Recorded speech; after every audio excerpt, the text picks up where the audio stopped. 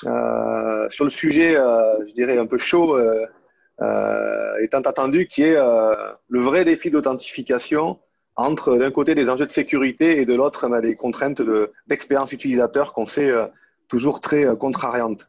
On aura le plaisir aujourd'hui d'accueillir des intervenants qui viennent de mondes très divers, à commencer par Fabrice Devézian. Fabrice, tu peux dire quelques mots pour te présenter? Oui, bonjour à tous. Merci de l'occasion de pouvoir présenter Yubico.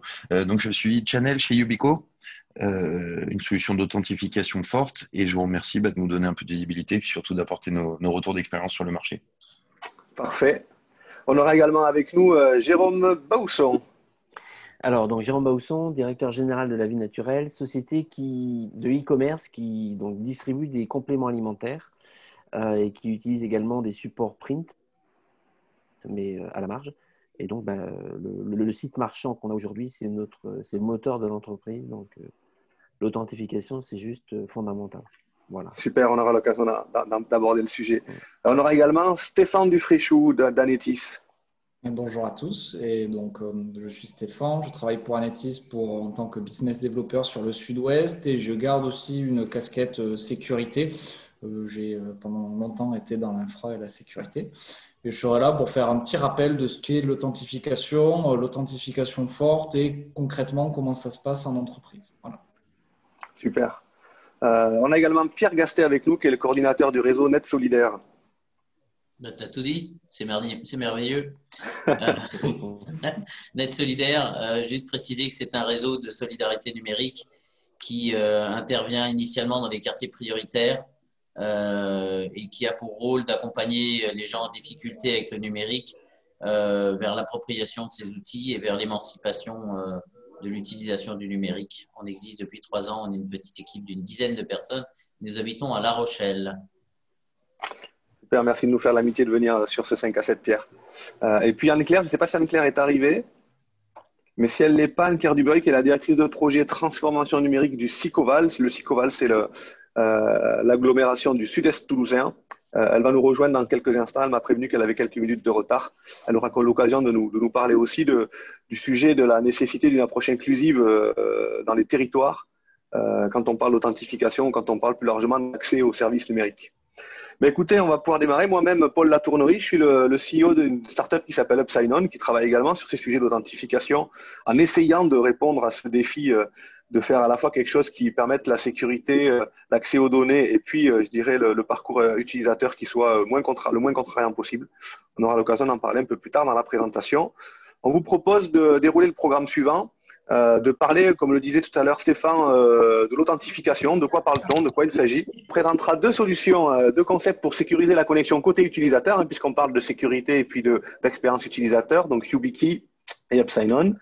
On parlera de commerce connecté avec un des exemples apportés par Jérôme, le DG de La Vie Naturelle. On parlera de la nécessité d'une approche inclusive quand on parle de sécurité sur le net et quand on parle d'expérience utilisateur, pour éviter de toujours laisser une partie de la population loin de tous ces sujets-là, avec donc Anne-Claire Dubreuil et puis Pierre Gastet. Et on aura le temps par la suite d'échanger ensemble de manière tout à fait libre, sous un format question-réponse, je dirais là aussi très libre. Donc n'hésitez surtout pas à profiter de ce moment-là pour échanger avec tous les intervenants de la soirée. Je vais sans plus entendre laisser la parole à Stéphane pour nous parler d'authentification. Stéphane, quand on parle d'authentification, de quoi parle-t-on ? Ouais, c'est bien. Donc, tout d'abord, rapide présentation et bonjour à tous et merci d'être là pour ce sujet.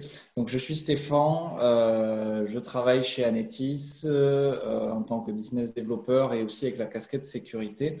Anetis, on est une entreprise qui est dans l'expertise autour de trois domaines particuliers, le digital workspace, sur toute la partie Citrix, comment je garantis l'environnement de mes utilisateurs performant et sécurisé, l'infrastructure, tout ce qui est serveur, et la cybersécurité qui est pour le coup totalement globale.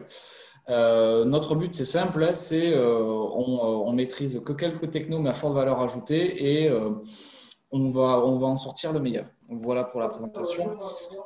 J'aime bien repartir des bases sur un sujet comme ça. Déjà, pourquoi l'authentification? L'authentification, tout simplement, c'est la base.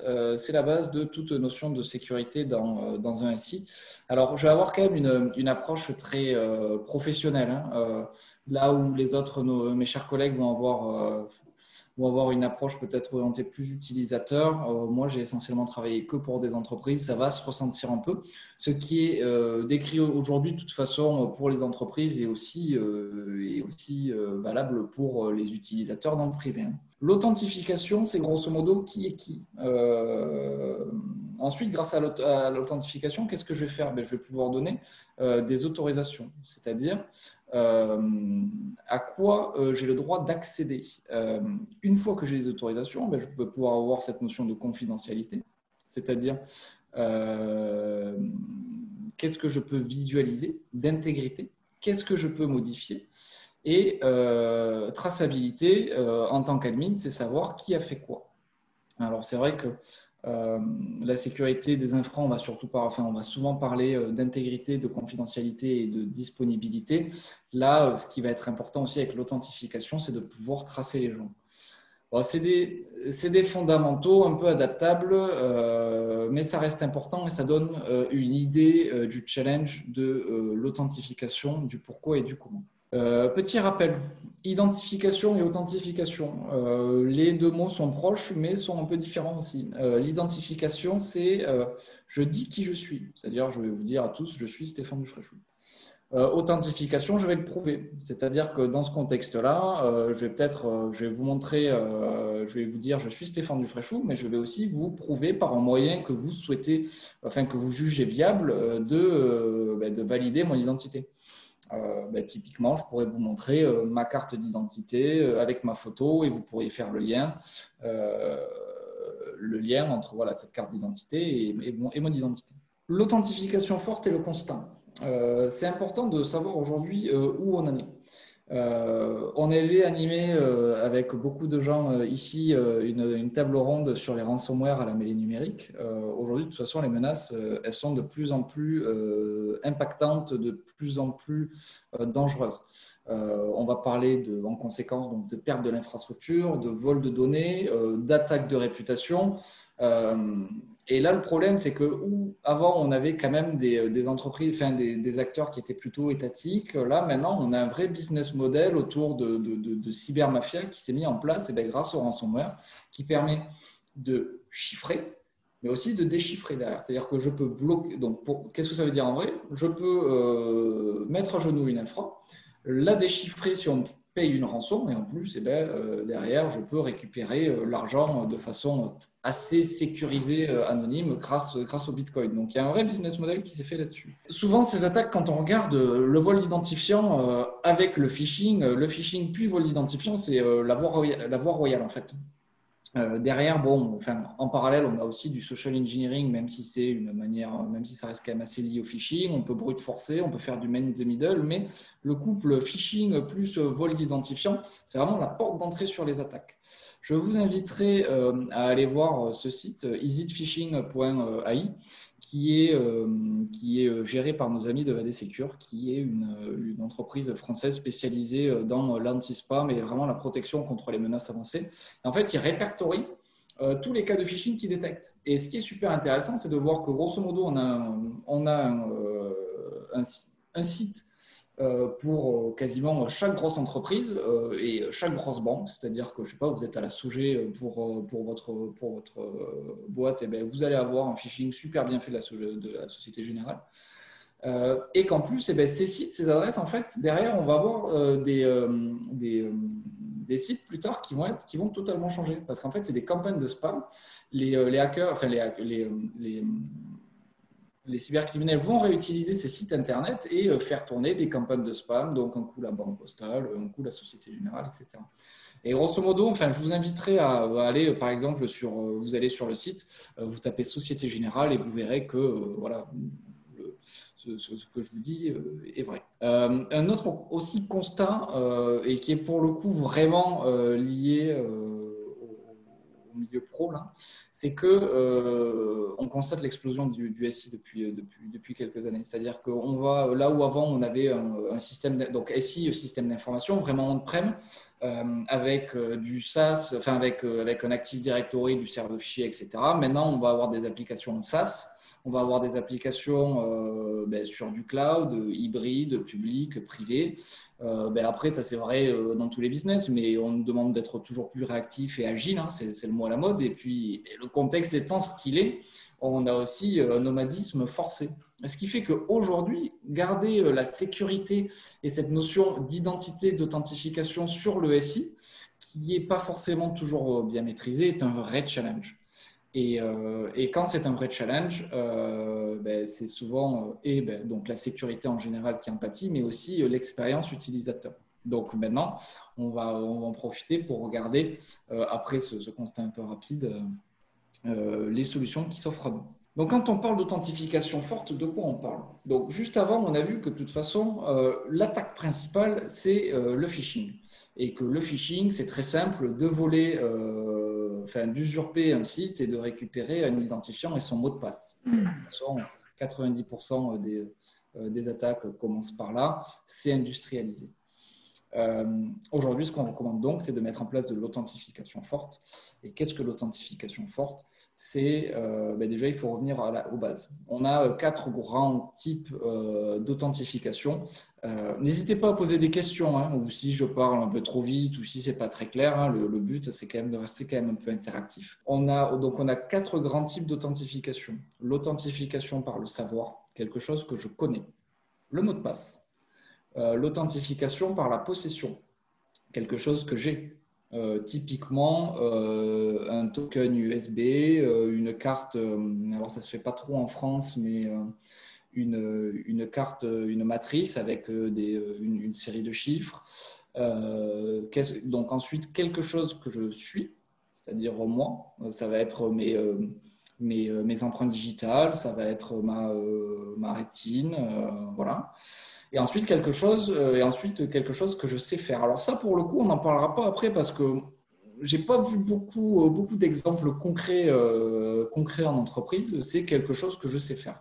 Donc ça va être l'authentification par un calcul que je sais faire ou ma voix, parce que ça reste quand même aussi quelque chose que je suis le seul à savoir faire, prononcer comme ça. Voilà. L'authentification forte, c'est le but de compléter deux modes d'authentification pour être sûr que si l'on est compromis, on a quand même un autre mode d'authentification pour nous protéger. Typiquement, aujourd'hui, là où avec le phishing, je vais me faire hacker si j'ai juste un login et un mot de passe, très souvent, maintenant, on demande une authentification par SMS. C'est ce qui se fait le plus avec la banque dans le milieu particulier. Voilà. Donc ça, c'est l'authentification forte. Maintenant, c'est très simple, mais c'est très contraignant aussi. C'est très contraignant, surtout pour l'utilisateur. Donc, on va voir on va passer en revue ces trois. Alors, pour le coup, les trois premières modes d'authentification, mode d'authentification. Et je vais vous donner les avantages et inconvénients de chacun d'eux. Bon, déjà, celui sur le mot de passe. Le mot de passe, c'est une très bonne solution quand même. Faut relativiser. Le problème, c'est qu'aujourd'hui, il est trop répandu. Il est trop souvent réutilisé. Le même, trop facilement devinable, pas assez ardonné. Hein, mais bon, ça, c'est maintenant, ça commence à changer. C'est la même chose. C'est assez lié. Donc, le côté assez simple à deviner avec la complexité trop faible. Aujourd'hui, je vous invite à consulter ce site internet, ce lien qui a été rédigé par l'ANSSI et qui décrit, grosso modo, déjà les menaces que vous allez avoir sur le mot de passe et ensuite comment sécuriser efficacement un mot de passe. Après, restons clairs, hein, ça reste n'utiliser que le mot de passe, aussi fort soit-il, restera quand même un souci. Je vous invite aussi à consulter ce site internet où, en gros, on va avoir pour une adresse email, donc moi, par exemple, mon adresse email perso, c'est sdufrechou@gmail.com. Je n'aurais pas la donner, mais c'est pas grave. Et donc là, on va voir quoi? On va voir que sur toute la vie de cette adresse email, je me suis fait voler mes identifiants et mots de passe en m'enregistrant sur des sites tiers une quinzaine de fois, je pense. Et ça surprend, c'est un jeu intéressant à faire. C'est-à-dire que je me suis fait voler mes identifiants suite à une faille sur LinkedIn en 2016, sur Adobe aussi, mais aussi sur un vieux portail de jeux coréens auquel je jouais en 2009-2008. Mais le problème, c'est qu'on oublie ça. Et le problème, c'est que comme c'est très souvent réutilisé, qu'on utilise très souvent le même mot de passe, et bien quelqu'un qui a intercepté notre mot de passe à un moment donné va essayer de le rejouer ou des variantes sur notre compte, sur un autre service ou peut-être même sur le compte professionnel. Et très souvent, ça passe. Et donc, il faut faire très attention. Aujourd'hui, voilà. Si on pourra changer son mot de passe autant de fois qu'on veut, mais si on le couple avec une autre solution d'authentification, et bien de suite, c'est un quick win au niveau de la sécurité. J'ai aussi mis ce petit lien de fait divers sur le compte Twitter de notre cher ministre, où en gros, une personne spécialisée dans l'OSINT, c'est-à-dire tout ce qui est la collecte de données open source, avait réussi à deviner le mot de passe Twitter le compte Twitter de notre ministre et il y avait eu accès. Donc après, il n'avait pas fait de hack en particulier, il avait transmis l'information, mais c'est intéressant parce qu'en fait, il va partir d'une fuite de mots de passe, faire des suppositions, et c'est vrai que petit à petit, on arrive quand même à deviner beaucoup de choses. Et ça, c'est important d'en être conscient.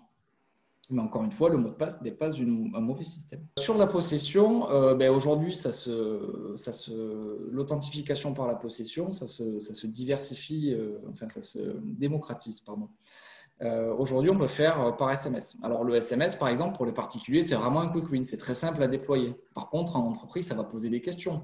Est-ce que les gens ont un téléphone de fonction? Est-ce que c'est OK de leur envoyer un code d'authentification sur un terminal privé? Et puis, c'est une solution aujourd'hui qui est cassable. Je vous invite à consulter ce site qui est dédié sur cet article sur les failles du système SS7 qui permet de détourner grosso modo des codes d'authentification. L'OTP, c'est-à-dire cette petite application qu'on va installer où on va flasher un QR code, très souvent gratuit, super intéressant. Par contre, qu'est-ce qui se passe si je perds mon téléphone? Souvent, j'ai des codes qui vont être imprimés quelque part, qu'il faut retrouver. Bon, ce n'est pas forcément très pratique ni simple à mettre en place dans un contexte d'entreprise. Et ensuite, le token de sécurité, qui est un token physique qui va avoir un coût non négligeable, mais qui va simplifier la vie de l'utilisateur pour le coup, et puis le déploiement en entreprise. Et en cas de perte du token, c'est vrai que c'est plus simple parce qu'il y a souvent des procédures associées. Donc ça, c'est pour l'authentification par la possession. Il y a beaucoup de solutions possibles. Encore une fois, il faut vraiment trouver, en fonction de la population que vous adressez, quel est le meilleur, de la population et de votre budget et de votre maturité aussi, IT, si vous êtes une entreprise, la solution qui vous va le mieux. L'authentification par ce que je suis, alors j'avais trouvé être, bon, c'est un mot, mais des exemples d'utilisation. Alors c'est vrai qu'en France, on n'aime pas trop jouer avec la biométrie. Ayant vécu pendant un moment en Corée, ils sont beaucoup plus souples là-dessus. Moi, je sais que j'utilisais beaucoup la biométrie, mes empreintes digitales pour ouvrir les portes, pour avoir des accès dans des entreprises. Ça se fait beaucoup aussi sur les smartphones. Quand on va déverrouiller son téléphone avec son empreinte ou avec le Face ID d'Apple, c'est exactement ça. L'avantage, c'est que tout le monde en a un visage ou des doigts, normalement, dans la plus grande majorité des cas. C'est quelque chose qui est disponible instantanément. Par contre, un des gros inconvénients, c'est que ce n'est pas modifiable. Une fois qu'on s'est fait voler ses empreintes, c'est compliqué, on ne peut pas les changer. Pareil pour la rétine, pareil pour la face. Donc, c'est à prendre avec des pincettes. Et puis, ce n'est pas le genre de données qu'on aime se faire voler, d'un point de vue RGPD. Donc voilà, et puis le coût, parce que souvent, je pense au sas d'entrée ou ce genre de choses, ça a quand même un coût de faire de l'authentification biométrique. Une autre chose qui est intéressante, c'est qu'il y avait eu lors d'un salon de hacking un exemple où la ministre allemande de la Défense s'était fait reconstruire, quelqu'un avait réussi à reconstruire les empreintes digitales de la ministre de la Défense à travers une photo haute résolution. Alors après, il faut voir dans quel contexte ça peut être réutilisé à des fins malveillantes. Mais en attendant, aujourd'hui, il faut quand même garder en tête qu'avoir une photo une photo sous plusieurs angles d'un visage ou d'empreinte digitale, on peut faire quand même beaucoup de choses. Tout ça pour dire que chaque système d'authentification tout seul ne suffit pas, mais complété de la bonne façon par rapport à la population qu'on cible, on peut arriver à avoir une authentification forte, assez, on va dire, user compliant. Donc, grosso modo, comment ça va se passer dans tous les cas? Bon, il va falloir fournir à l'utilisateur une authentification forte adaptée. Est-ce que je fais mot de passe plus SMS? Est-ce que je fais mot de passe plus token? Est-ce que je fais token plus biométrie, etc. Mais ensuite, ce qui est important, c'est qu'une fois que cette personne s'est authentifiée, il faut arriver, avec cette authentification, à lui donner un maximum d'accès au service de l'entreprise. On le verra juste après, il y a des solutions, mais une authentification forte, c'est bien, mais si je dois m'authentifier sur chacun des services, c'est compliqué. Par contre, si j'ai une notion de fédération où je m'authentifie une fois et après, donc j'ai du single sign-on, j'arrive à m'authentifier sur différents services, là, ça simplifie énormément et l'expérience utilisateur et la gestion de la sécurité derrière. J'espère que je suis clair jusque-là. Donc, grosso modo, pour résumer, ce sera mon dernier slide. On va avoir cette notion d'abord d'authentification. Comment j'authentifie l'utilisateur avec de l'authentification forte? Typiquement, aujourd'hui, ce qui se fait le plus, moi je suis au Crédit Agricole, c'est mot de passe plus SMS. C'est très bien pour un usage particulier. Ça va pouvoir aussi être de l'OTP parce que l'OTP, c'est quelque chose que j'ai sur mon téléphone, mais pour accéder donc c'est de la possession, mais pour accéder à ce téléphone, il faut que soit je rentre un mot de passe, donc le savoir, soit que j'utilise la biométrie pour m'authentifier. Donc là, on est aussi dans un cas d'authentification forte. Et le token de sécurité, souvent, il faut l'avoir, la possession, et utiliser un code pour le déverrouiller. Donc là, on est vraiment dans de l'authentification forte. Et après, mais c'est là où ça se réfléchit dans un contexte d'entreprise avec votre DSI ou votre RSSI, c'est par quels moyens je mets en place des systèmes de fédération en entreprise. Typiquement, on va parler de Techno-Kerberos, SAML, OIDC.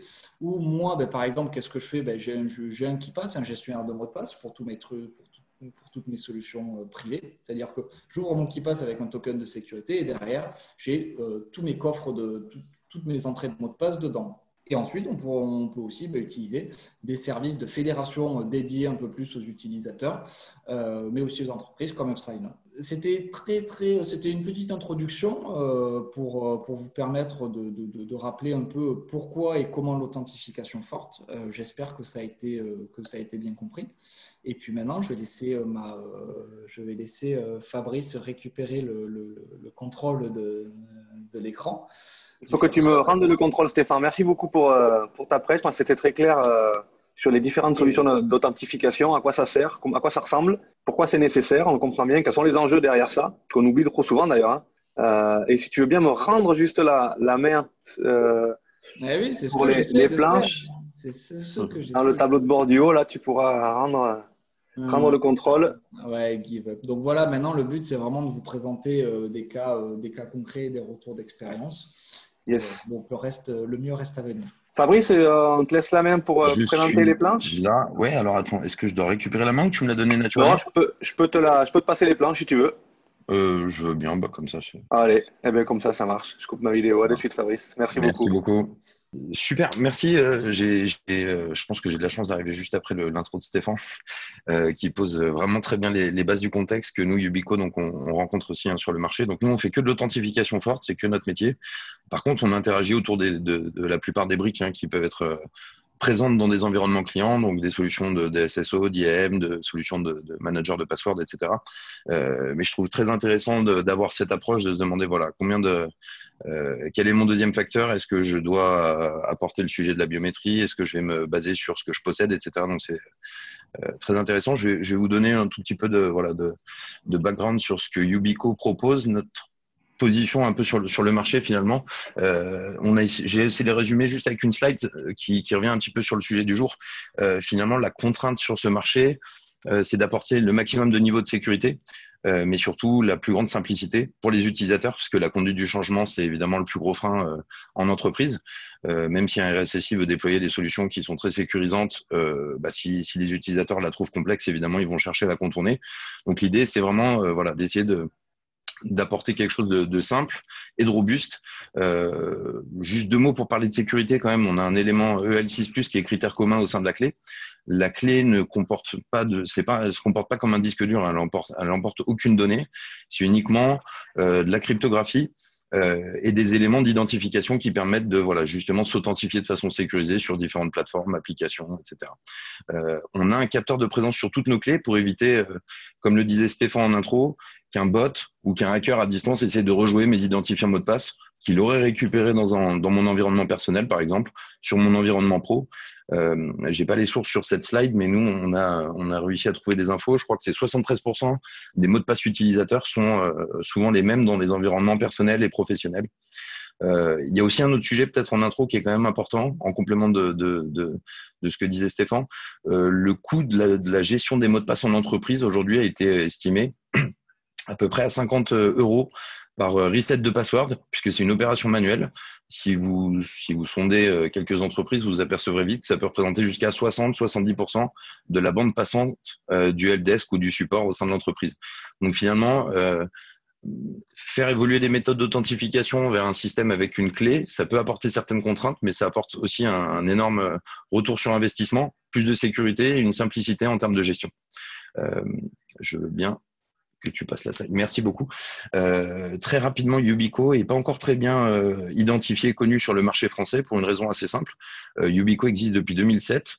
On est suédois à l'origine. Aujourd'hui, on est présent dans énormément de pays, de continents. Par contre, on a ouvert le marché français, nous, il y a à peu près 2 ans. Donc voilà, on commence à avoir une notoriété, des partenariats en place, on commence à avoir des belles références. Vous avez quelques références sur la droite qui sont plutôt des géants de la tech aux États-Unis, mais quelques références aussi européennes. Ce qu'il faut retenir, c'est qu'on est un des cofondateurs des protocoles modernes d'authentification que sont FIDO2 notamment avec Microsoft et Google, FIDO U2F aussi pour l'environnement qui a été développé initialement essentiellement avec Google. Voilà, donc si vous entendez parler de FIDO2, de FIDO U2F, c'est des protocoles qui vont à terme, je pense, remplacer ce qu'on a pu faire à l'époque avec du certificat ou ce qu'on peut faire encore aujourd'hui avec de l'OTP, du mot de passe à usage unique récupéré sur un téléphone. Ce qui est intéressant et ce qui est assez disruptif dans notre approche, c'est qu'on a souhaité pouvoir répondre à l'hétérogénéité des cas d'usage qui sont présents au sein d'une entreprise, mais aussi pour des particuliers. Ce qu'il faut retenir, c'est que la clé permet tout à fait de répondre à des use cases au sein de l'entreprise, mais d'être le soir de se connecter à ses outils personnels, Twitter, Facebook ou autres. Pour une raison simple, c'est que tous ces identifiants-là sont absolument cloisonnés. Donc, il n'y a absolument aucun risque de sécurité à utiliser la clé dans un environnement perso et pro. Et vous le voyez sur la droite, elle permet de faire donc des protocoles qui sont les plus modernes comme FIDO2, U2F. Pour citer quelques exemples, FIDO2 va me permettre de m'authentifier sur un 365 par exemple, U2F sur un Salesforce, sur un G Suite, et aussi des protocoles legacy. Par exemple, le smart card, donc le certificat. Donc, par exemple, je sais pas, ouvrir ma session Windows sur un environnement on-premise. Donc voilà, sans être trop technique, ce qu'il faut retenir, c'est que l'intérêt, c'est vraiment de pouvoir répondre à l'hétérogénéité des cas d'usage chez nos clients, mais aussi pour nos clients, mais surtout de s'inscrire dans la durée sur finalement une capacité à répondre à terme en fonction de l'évolution des choix technologiques de nos clients à tous les use cases qui pourraient se présenter. Sur le bas de la slide, vous voyez qu'on a une famille de produits très simple, finalement, qui va encore un peu dans le même sens. C'est comment avoir une solution unique pour répondre à l'hétérogénéité des besoins dans l'entreprise. Évidemment, toutes les entreprises n'ont pas uniquement, je sais pas, des Mac ou des Windows ou des Linux, ou des populations qui accèdent à leurs données sur des téléphones mobiles. Donc, on a du NFC dans les 2 premières clés que vous voyez à gauche, et sinon on a des ports Lightning, des clés Nano. On a développé une série de clés pour répondre un petit peu à toutes les volontés des différentes entreprises d'utiliser la clé. Voilà pour cette slide. S'il y a des questions aussi, n'hésitez pas à m'interrompre.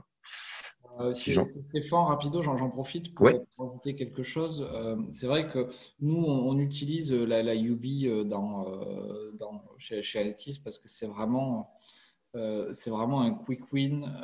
C'est une boîte à outils d'authentification. Donc après, qu'on soit sur des usages vraiment on-prem, sur des usages cloud, sur des usages privés, publics, ça fait tout. Et donc, le matériel ne devient plus un problème ou une s'excuse au manque d'authentification.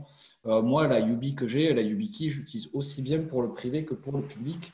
Et c'est vrai que nous, quand on l'intègre chez les clients, c'est ce qu'ils recherchent aussi quoi. C'est faire de l'authentification forte et pas être bloqué dans le futur, quoi. Voilà. Merci de ton intervention, Stéphane. D'ailleurs, je ferai aussi un tout petit pont avec ce que tu as dit sur une des slides précédentes. La difficulté, parfois, puisque la clé permet de répondre à un nombre de cas d'usage qui est assez important, c'est presque de voir, OK, où est-ce que je veux mettre le niveau de sécurité, comment est-ce que je veux le faire de façon conditionnelle, optionnelle, etc. Mais surtout, voilà, est-ce que j'utilise ma clé en ouverture de session? Est-ce que je l'utilise ensuite sur un SSO ou un IAM qui m'ouvre mon portail d'applications professionnelles? Et je pourrais encore, c'est tiré par les cheveux, mais je pourrais encore l'utiliser ensuite pour me connecter à une solution collaborative. Voilà, comment est-ce que je règle le curseur entre l'expérience utilisateur et la sécurité. Donc, c'est assez intéressant. J'ai juste quelques cas d'usage à vous présenter, encore une fois, pour faire le pont entre finalement des enjeux métiers d'entreprises auxquels on répond très bien en B2B jusqu'aux use cases dans des environnements privés, puisqu'évidemment, on a beaucoup de consommateurs qui achètent des clés en ligne et qui les utilisent pour leur environnement personnel. On est évidemment très sollicité sur toute la partie compta privilège, comment je sécurise des accès de mes administrateurs, de mes VIP, les gens qui ont l'accès à la donnée le plus critique au sein de l'entreprise. Un sujet qu'on voit très souvent, c'est la partie mobile restreint. Ce qu'on appelle mobile restreint, c'est des zones de l'entreprise au sein desquelles on n'a pas le droit de s'authentifier avec un téléphone, on n'a pas le droit d'utiliser un portable, soit parce qu'il n'y a pas de, je sais pas, un call center par exemple, une zone de recherche et développement hyper sensible, mais ça peut être aussi des zones où il n'y a pas de réseau. Donc je peux tout simplement pas m'authentifier avec un mobile. Donc on répond très souvent pour des entreprises à ce cas-là où la clé est un très bon complément. Et les parties post-partagées, on peut penser au retail, à l'industrie, au monde médical. Comment je permets à une énorme population d'utilisateurs différents sur une même machine de s'authentifier très rapidement dans un environnement comme le retail où il faut que ça aille vite, dans un environnement comme le médical où on a des gants, il n'y a pas forcément de réseau, les conditions sanitaires font qu'il est complexe de sortir un téléphone portable. Donc, la clé répond très bien à ces cas d'usage-là.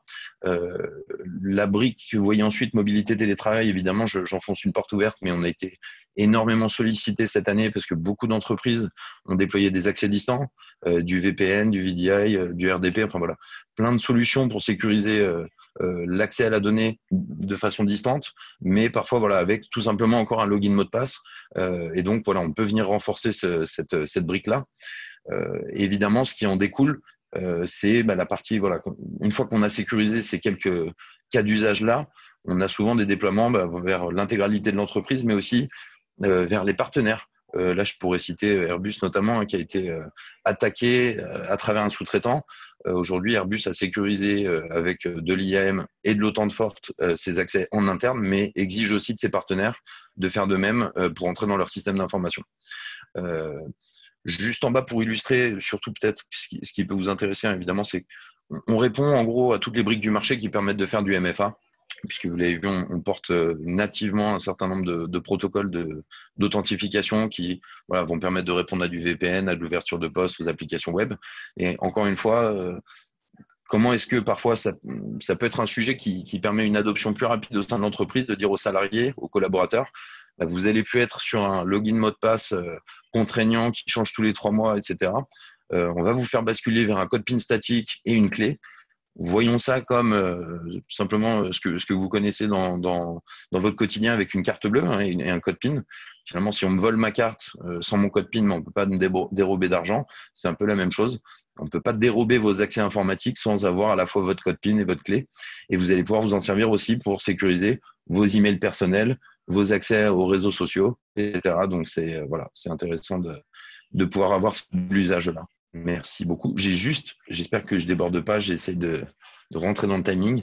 J'ai juste fait un focus sur 2 retours d'expérience client pour vous partager un petit peu les raisons pour lesquelles certains de nos clients sont partis avec YubiKey et surtout qu'est-ce qu'ils en ont tiré en termes de bénéfices. Alors, je ne pourrais pas forcément afficher le nom des clients, mais là, on est sur un conseil départemental en Île-de-France qui nous a sollicité au début, juste avant le début de la pandémie, puisqu'il a déployé massivement des accès télétravail Et il s'est rendu compte qu'évidemment, le niveau de sécurité n'était pas du tout aligné avec ses attentes. Donc, on a déployé de l'OTAN forte autour du VPN Cisco. Ce qui est intéressant, c'est que le client s'est aperçu que finalement, la manière de le faire, c'était avec du certificat et que ce certificat allait lui permettre aussi de sécuriser le poste de l'utilisateur.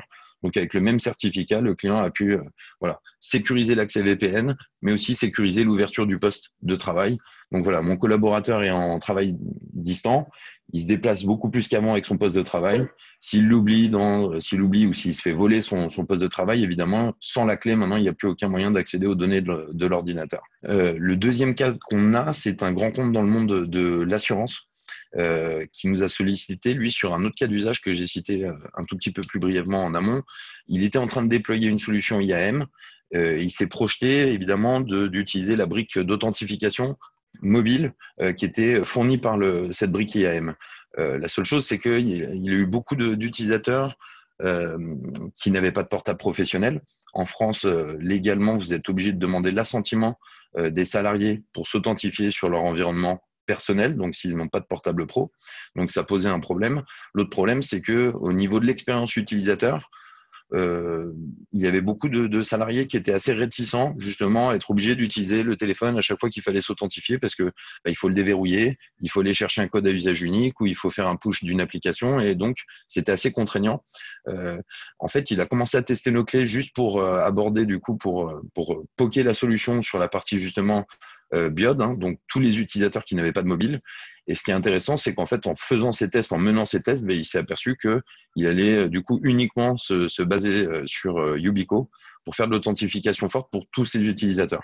Donc, on rentre sur un périmètre où on vient nous challenger l'OTAN sur un environnement mobile hein, qui a beaucoup d'avantages, mais aussi des inconvénients, comme l'a dit Stéphane en intro, hein, notamment le niveau de sécurité. Et on finit par être choisi comme solution unique d'authentification forte pour toute l'entreprise. Donc, voilà, c'est un beau retour d'expérience que je voulais vous présenter. Je crois que c'est fini pour ma partie. Et s'il y a des questions, n'hésitez pas sur le chat au pire. Merci beaucoup. Merci Fabrice. Merci. Merci. Je peux faire une remarque? Ouais, oui. Bien sûr. Ouais. Moi, c'est un petit retour d'expérience puisqu'on utilise, on va utiliser, on est en phase finale d'un projet sur la base de Yubico. Et en fait, ce à quoi je me suis heurté, en fait, c'est au regard hautain de tous les gens qui travaillaient dans le monde des PKI, pour lesquels il n'y a qu'un constructeur qui vaut la peine, c'est Gemalto. Voilà. Donc j'ai toutes les difficultés du mal à convaincre. Alors c'est bien parce que ça veut dire que j'ai été obligé d'arriver avec un argumentaire béton, mais ça a été quand même assez compliqué, voilà. Y compris au niveau des auditeurs, etc. qu'on peut avoir. Donc effectivement, c'est pas un retour sur vos produits parce que je commence à bien les connaître et je trouve qu'ils sont très bien faits.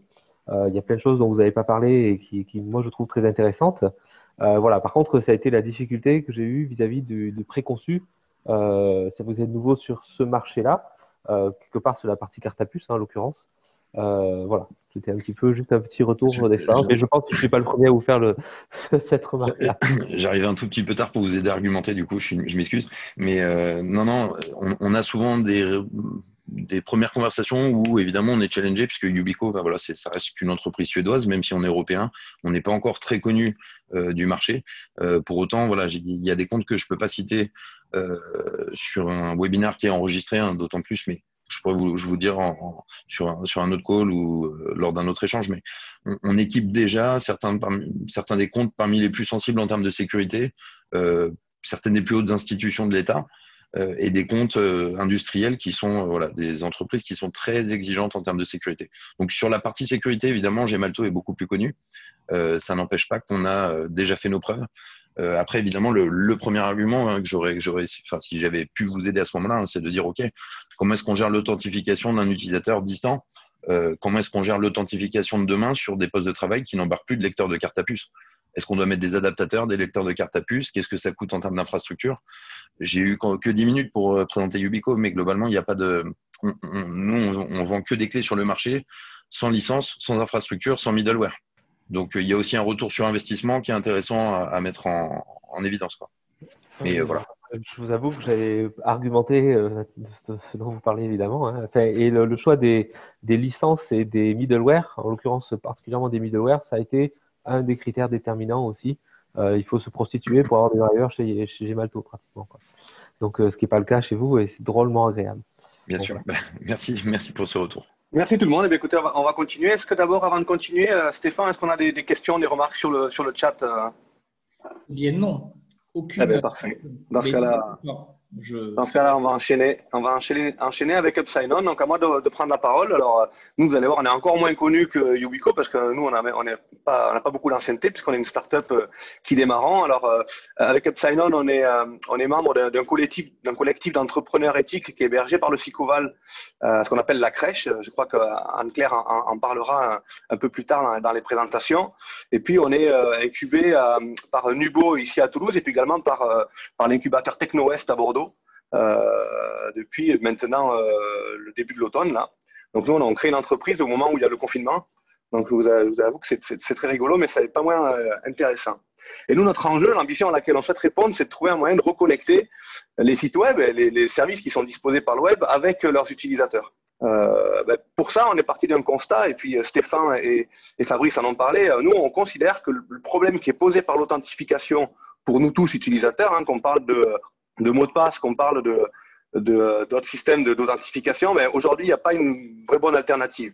Nous, on résume l'authentification par 3 grands sujets du point de vue de l'utilisateur, qui sont des formulaires à remplir hein, quand on s'inscrit, sauf si certains d'entre vous me disent qu'ils adorent remplir des formulaires à longueur de journée.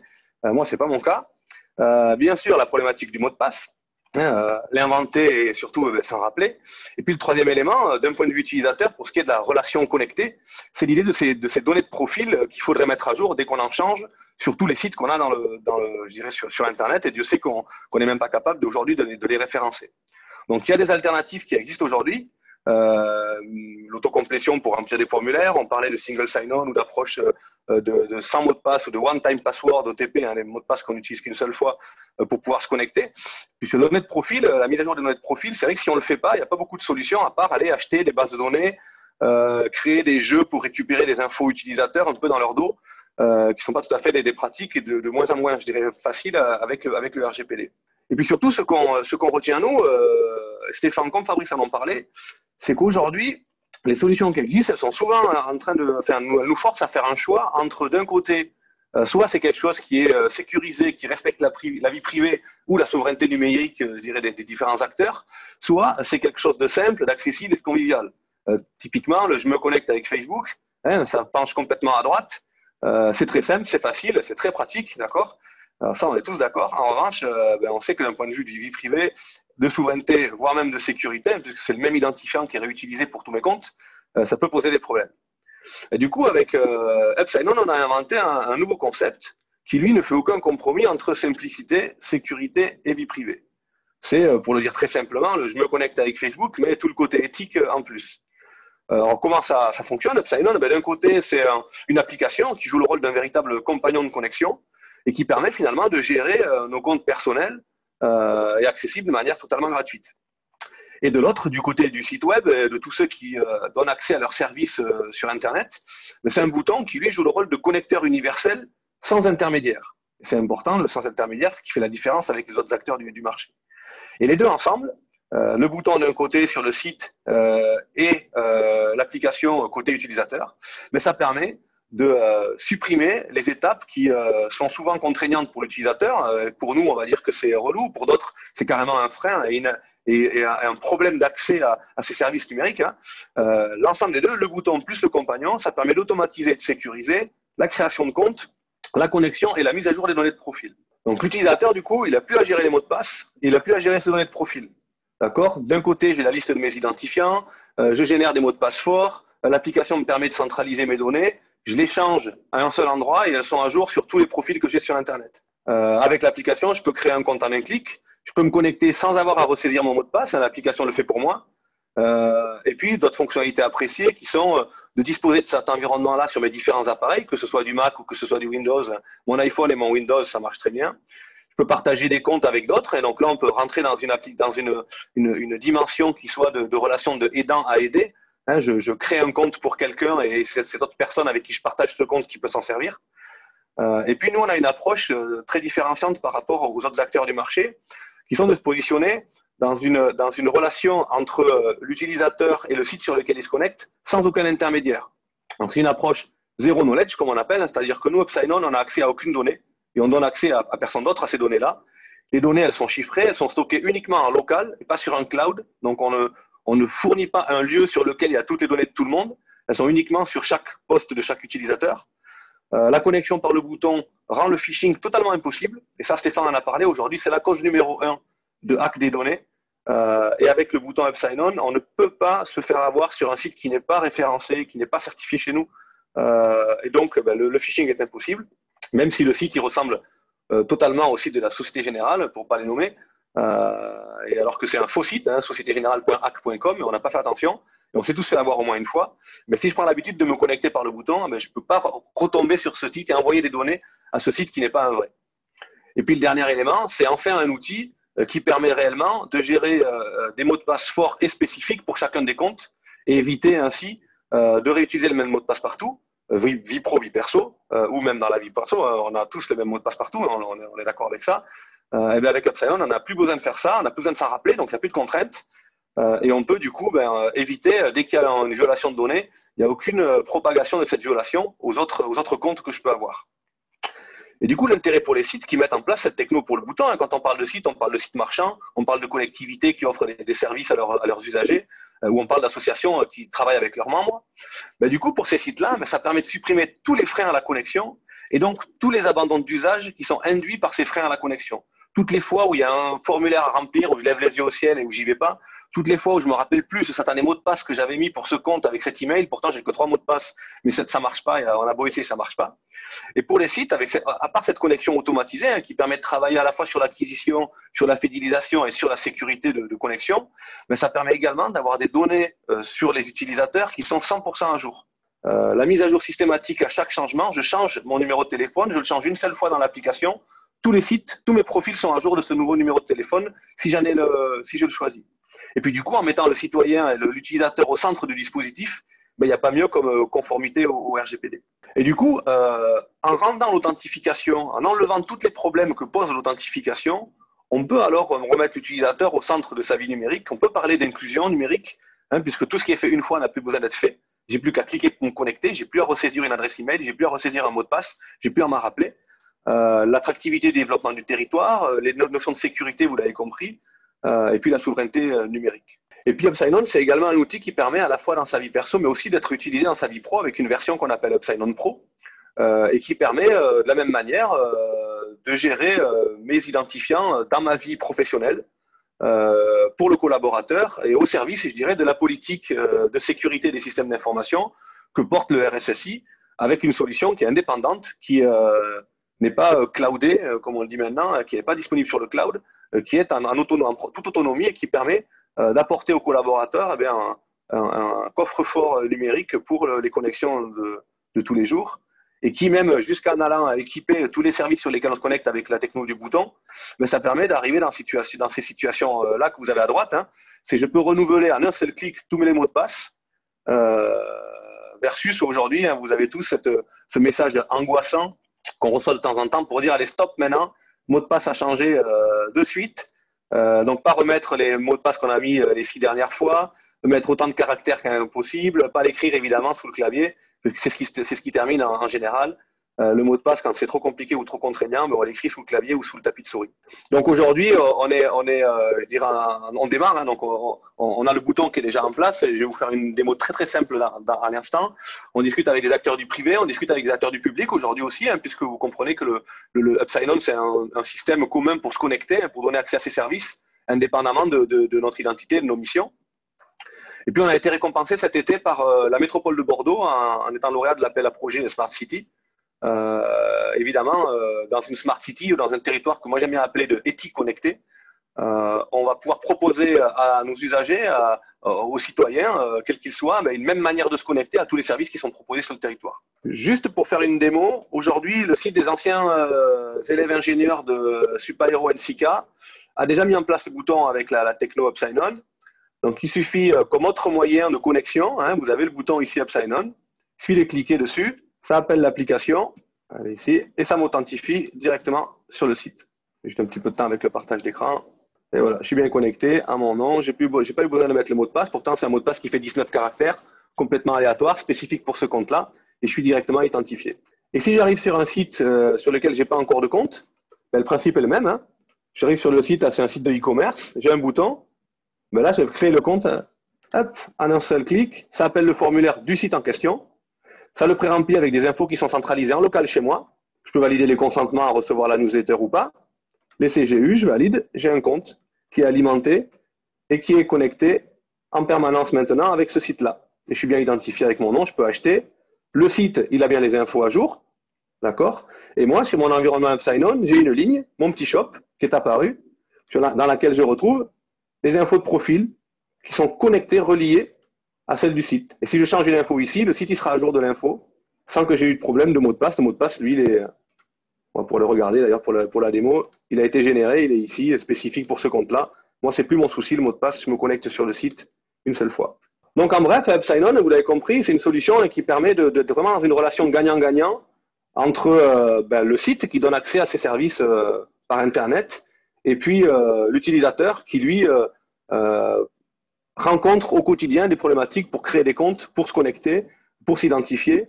Une solution qui respecte la vie privée, qui apporte une solution sécurisée je dirais sans cloud pour stocker toutes les données de tout le monde. Mais en plus, on n'a pas de dépenses énergétiques superflues pour s'intégrer dans cette démarche à laquelle on croit beaucoup, nous, d'un web qui soit plus durable, hein, plus, je dirais, soucieux de son empreinte environnementale. Est-ce qu'il y a quelques questions avant qu'on passe à la suite? Non, eh bien, écoutez, merci beaucoup pour votre attention. Merci beaucoup. Jérôme, ça va être à vous. Okay. Très bien. Pour parler de la vie claire. La vie naturelle. La vie naturelle, pardon. Voilà. La vie claire, c'est un pseudo-concurrent parce qu'en fait, c'est aussi une enseigne, mais de points de vente, de retail. Donc, et nous, on n'est que e-commerce. Tout à fait. Voilà. La vie naturelle. Pardon, Jérôme. Pas de souci. Donc là, je vous laisse passer. Pardon. Ouais, on va lancer la vidéo. Excusez-moi, je parlais dans le vide parce que je n'avais pas le micro. Hop, voilà. Elle est prête, la vidéo.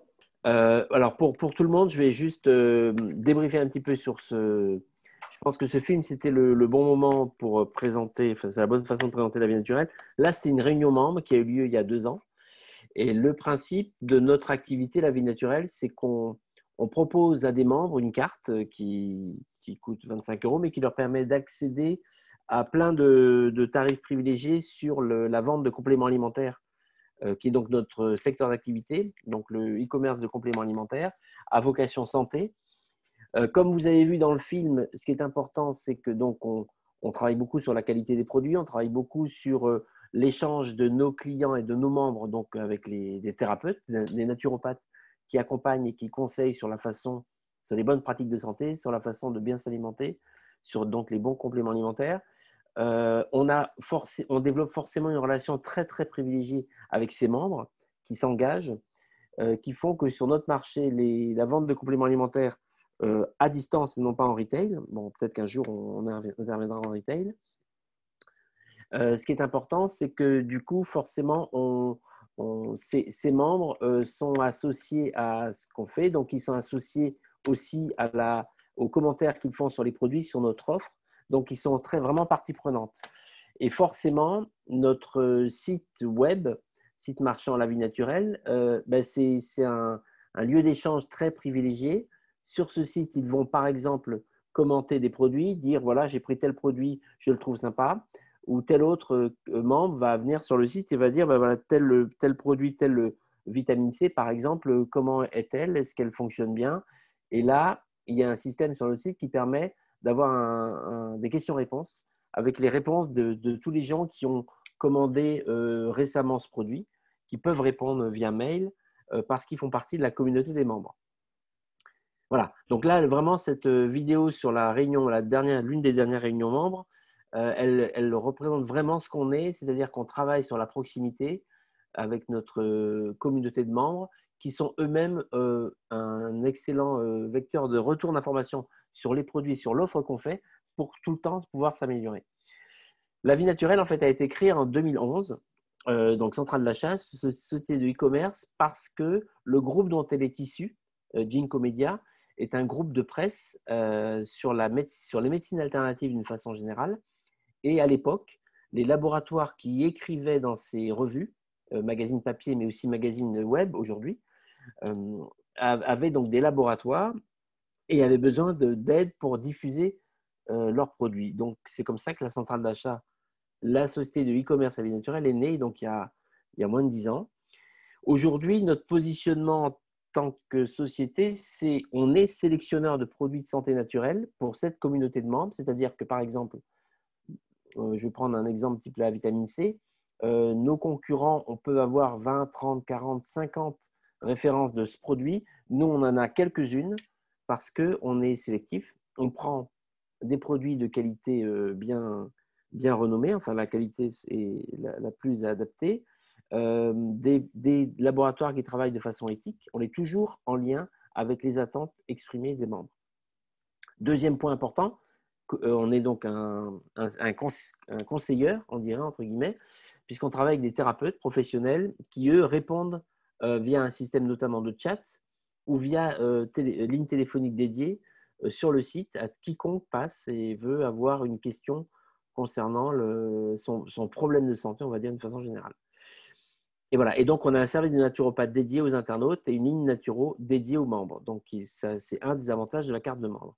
Aujourd'hui, La Vie Naturelle communique vers ses clients et le grand public via son site web, qui est vraiment son moteur, donc lavienaturelle.com. Ses newsletters, effectivement, donc à destination de ses membres, de ses anciens membres, ou des simples inscrits sur le site. Ses catalogues saisonniers, donc on a une petite activité print d'accompagnement, mais ce n'est pas notre fer de lance, et un service relation client qui est important. Donc la relation client au sein de La Vie Naturelle et la relation membre en particulier est importante. D'où l'intérêt pour nous de savoir bien authentifier et bien maîtriser en fait le contenu client. Alors là, on arrive sur la première page du site. C'est le tout nouveau site qui est sorti le 3 septembre 2020. Après bien des difficultés parce qu'on était en pleine année de confinement, de pandémie, de distanciation des équipes, etc. Donc, on a réussi à le sortir le 3 septembre, non sans mal. Et par rapport au sujet d'aujourd'hui, l'authentification, ce qui est important, c'est que nous, on a eu un problème qu'on n'avait pas eu depuis 2011. Le tout premier problème, c'est la réauthentification sur le nouveau site pour des clients qui avaient l'habitude, des clients, le cœur de fichier, il est plutôt aux alentours des 65-70 ans. Donc, des clients qui doivent se réauthentifier sur un nouveau site. Et par rapport au RGPD, on a été obligé de leur dire, écoutez, vous devez tous renouveler votre mot de passe et vos identifiants, ce qui forcément est le changement est un vecteur de stress, notamment auprès de nos clients les plus âgés. Ça a été donc depuis le 3 septembre, 3 mois, et ça l'est encore un petit peu, mais ça s'est calmé. Un vrai problème de relation client, de devoir se réauthentifier. Donc, comment on a fait ? C'est simple, on a d'abord fait de la communication régulière. La première communication, ça a été de dire notre site paraît, attention, on va vous expliquer comment ça fonctionne. Deuxième communication, vous devez vous identifier. Ne vous inquiétez pas, c'est très simple. Et puis après, on a refait une opération très récemment qui indiquait, écoutez, pour tous, on a ciblé tous ceux qui n'avaient pas pu s'authentifier, qui avaient un vrai problème avec leur mot de passe. On a refait de l'opération spécifique via email, via courrier aussi, via appel téléphonique pour les aider à repasser sur le nouveau site. Donc l'authentification pour nous, au niveau donc, du nom, l'identifiant, etc., c'est important. Là, donc vous avez, merci Paul, vous avez donc des exemples de communication qu'on a mis en place régulièrement, qu'on a renvoyé assez régulièrement depuis début septembre pour aider au changement d'habitude en fait, qui est lié à cette nouvelle authentification. En plus de cette partie-là, il y a une deuxième partie qui est arrivée aussi, c'est parce que notre ancien site était un peu d'une ancienne génération, c'était notamment pour le paiement des commandes avec le 3DS Secure et puis le mot de passe envoyé par code sur SMS qui est la norme et qui sur notre ancien site n'était pas complètement très clairement fait, on va l'admettre. Mais on s'est retrouvé avec des situations où certains clients recevaient un code SMS alors qu'ils n'avaient pas de portable. Il y en a même certains qui ont reçu leur code SMS, entre guillemets, sur téléphone fixe. Donc, vous imaginez bien la difficulté que ça a été pour régler tout ça. Si bien que moi, l'authentification pour nous, la vie naturelle, le point important là-dessus, donc il y a le fait de… il y a l'authentification concernant les données clients de façon standard, qu'on avait déjà avant sur l'ancien site, où il y avait bien sûr tout ce qui concerne, on en a parlé tout à l'heure, les données clients, les données, les centres d'intérêt des clients qu'on peut enregistrer. Il y a tout ce qui concerne les commandes, enregistrer des clients, les produits préférés, etc., etc. Le fait qu'on ait des clients qui soient clients ou qui soient membres avec une authentification via le numéro de carte de membre. Donc ça, je dirais que c'est l'authentification qu'on vit depuis le début, mais de façon un peu standard. Et puis, il y a eu ces nouveaux soucis d'authentification liés à un nouveau site, avec la réauthentification avec un nouveau mot de passe à créer, changer les habitudes des clients, ce qui est très anxiogène, changer aussi la façon de faire du côté des paiements, parce qu'on a le 3D Secure, donc, qui est un élément important aujourd'hui dans le module de paiement. Et puis, il y a la perspective de mars 2021 avec la double authentification qui va venir aussi remettre du stress. Donc, moi, l'authentification, pour moi, côté, je dirais, beaucoup plus utilisateur que population technique telle que vous êtes tous, c'est d'abord un vrai sujet de relation client. Alors, sujet de relation client pour nos clients, mais c'est aussi un sujet pour le service client en interne pour pouvoir gérer tout ça. Voilà, l'authentification pour nous, c'est principalement ça. Je ne pense pas que j'ai d'autres éléments. Non, on est bon là, Jérôme. Moi, j'ai une question, Jérôme. Est-ce que par hasard, vous suiviez un taux de conversion, je dirais un taux de réinscription de vos clients Oui. Alors, en fait, ça, c'est un conseil moi, que je donnerais aujourd'hui à toute société de e-commerce qui change son site. Mais c'est bien de le faire maintenant, mais ça aurait été mieux de l'anticiper avant. Mais bon, on l'a géré. En fait, on a vu avec l'agence, on a pu, au bout d'un mois, extraire tous je dirais, les 50% de clients qui commandaient assez régulièrement, qui n'avaient pas réussi à s'authentifier favorablement sur le site. Certains, on va dire, plus web-friendly, enfin plus à l'aise avec le net, qui ont recommencé et qui y sont arrivés. Il y avait la clientèle nouvelle qui arrivait du référencement naturel, qui arrivait du web et qui, elle, pas de problème. En fait, là où ça a coincé, c'est surtout, alors je dis la moitié, j'exagère peut-être un peu, mais sur le tiers de clientèle traditionnelle qu'on avait depuis une dizaine d'années, qui était là depuis toujours, qui n'avait jamais pensé à revoir son mot de passe. Et cela, il a fallu les tenir par la main. Ce qu'on a pu faire avec l'agence un peu en dernière minute, c'est sélectionner tous les adresses IP qui avaient tenté plusieurs fois de se loguer, qui n'avaient pas réussi. On leur a fait un énième, là, qui n'est pas visuel parce que je ne l'ai pas envoyé, mais on leur a fait un espèce de didacticiel, on va dire, pour se reloguer, pour changer le mot de passe. Et si on avait eu les moyens de le faire, il aurait été bien qu'on prenne les services d'un centre d'appel pour accompagner ce changement.